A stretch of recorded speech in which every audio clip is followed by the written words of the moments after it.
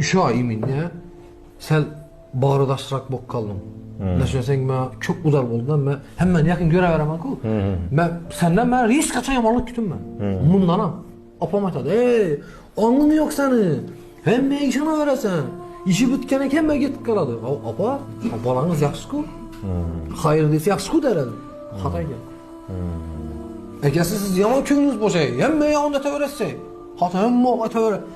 Oturayım. Söylemedi ben da. Şimdi ben oturup gitmeseydik o. Az gana beymirim olun adamlara dedi. Karasam o yaxşı ekan. Apa büyün aç tutmayı yine yüzü gözleri yine apam görsen misal. Apa ben geçirin dedim. Ben için dedim. Siz doğru etken kestim. Dedi. Ben sana 10 yıl olaytam o yapmıyor. Dımağım yata verme dedim da.